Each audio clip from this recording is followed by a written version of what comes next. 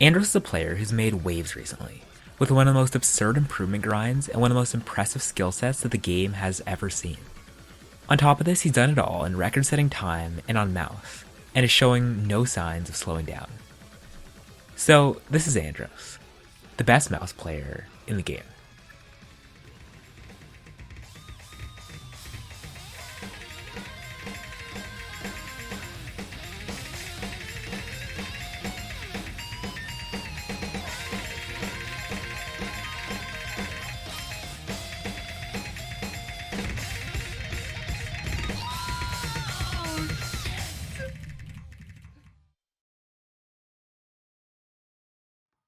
Andros would first get into Osu because of a couple important events. First, he would get a laptop, which was his first computer ever, which gave him the chance to watch and play more games. And because of this, he'd eventually find a guy called BTMC, who made him pretty interested in this whole rhythm game thing. This would all lead him to downloading Osu, and playing, well, not really at all. Now, there was actually a good reason for this, since at the time he didn't have a proper computer, and his laptop made the game nearly unplayable. He was living in Mexico, but had been planning to move to Sweden again. A move which would finally set his Osu career into motion, since after getting properly set up, he was able to at least play maps properly. His career started fairly normally, when in the early time of his career, without any notion of what PP was, he mainly just played to improve. And during this time, he would find a special kind of satisfaction in playing longer maps, which he'd begin passing at an incredibly early time in his career, passing Uda around the time he was grinding for 200 PP. This would sort of predict how his improvement arc was going to go, since after this he would improve at an incredible rate, mainly finding success in longer maps, like Tome Elegy and Send on Life, getting all the way to the high 300s only 5 months after getting his first 100, and getting his first 400 only a few months after that. Now, in these 5 months, there was one event that would go down, or I guess you could say not go down, that would shape how he's seen all the way to this day. And that was that he wouldn't switch to tablet. Why? Well, it was because a friend of his at the time was constantly teasing him, saying that it was inevitable that he would switch to tablet, and out of pure spite, Andros decided not to switch. This would actually pay off for him in more than one way, and he would gain an affinity for mouse and actually come to like it a lot. And in his own words today, mouse drift does not exist. Around this time, he also came to the realization that he had nerves of steel, and he'd begin putting sudden death onto 5-minute long maps, and yet somehow come out the other side unfazed.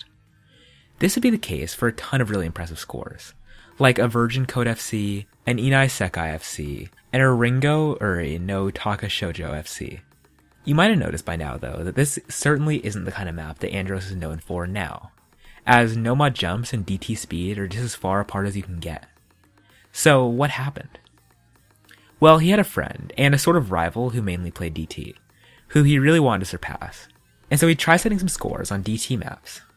And when he'd try it out, he would have the experience of finding that there were tons of maps that he could set scores on now with just his no-mod skills alone. He clearly enjoyed this enough to keep playing DT, but his focus would not completely switch to it. And surprisingly enough, he'd actually start grinding out Space Stream farm maps. And there was really only one reason for this. And that was his biggest inspiration at the time, Idki. In his own words, his goal was to become the mouse Idki, and honestly he seemed to have the chops, since right after, he'd get the most impressive score he'd ever set, with his first 600 on a Ringo Uri Nutaka with Hard Rock, getting the second FC with the mod after only Aime. This was the first score that people really began to notice, since just a little over a year after his first 100 PP play, he was pulling this off. And after this, he just wouldn't stop, choking Song Comp for 600 and then FCing Sidetrack Day with Hard Rock for 700. This meant that he had one of the fastest improvement arcs I've ever seen, and he's becoming exceptional at stamina farming. This focus on stamina, though, wouldn't stop him from improving a huge amount on DT, to the point where his friend who originally inspired him to start would give up. His prowess in the mod became clear when, just days after his Sidetrack Day 700, he would get a Just Add Ice and then a Remote Control 600, followed by a Songs Comp 700, which was a Swedish PP record, which is then immediately followed by a 750 PP play on Necrophantasia with DT only. Funnily enough, sniping Idki on the leaderboards. What all this meant for Andros, though, was that he seemed to be at the end of a bunch of improvement arcs, and now he had to find out what to do with these new skills. This is where he'd truly find his forte, in longer DT maps. Like you got Sunglow, that one Monogatari ending, Atsuki Zugyo, and then the long Snow Halation, all getting him 700s. This period also wouldn't be without impressive Nomad scores, like the first FC on Humanly and the best ACK on the newer Tengaku. And soon after this, he wanted to get one thing, his first 800. There were a couple candidates, but he'd end up getting it on Braui C's Yumi Chizu, and everything seemed to be going quite well. But around this time, something would begin to change. Andros would start to grind speed. How did this come about?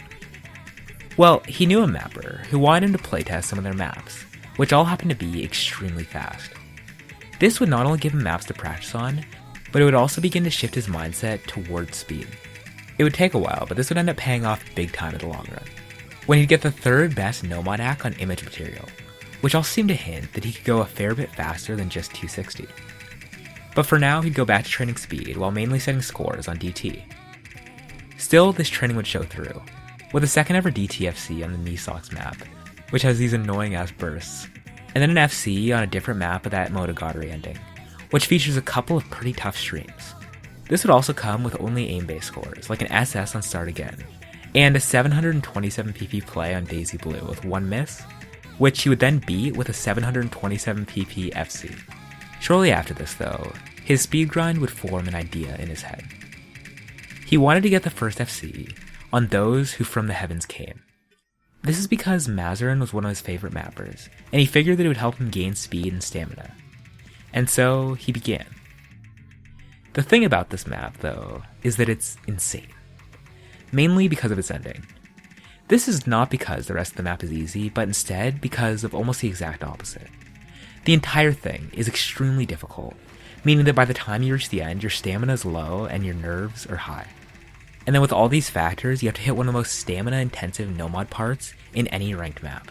And almost worse than that is how difficult this part is to aim, because while not being particularly difficult, it's also certainly not easy, causing Shake at the end of the map to be almost comical. This was why Andros knew that he couldn't just put in a few attempts a day, but instead he had to truly grind out the map. And that's exactly what he'd do, putting in an absurd amount of attempts, and getting better and better scores until he would achieve an S rank. Tragically though, this would go unsubmitted, costing him one of the coolest 800s in the entire game. This would also end up being beaten by a 6 miss, making it pretty tragic. But these online scores don't even tell the whole story, because in his local ranking, Andros would achieve 10 separate S ranks, and eventually get so frustrated that he'd quit the map. This has to be one of the most disheartening things I've ever heard. But luckily, it wouldn't be all bad, as this would give him the foundation for one of the greatest scores in the game, and certainly the greatest score that he had ever done.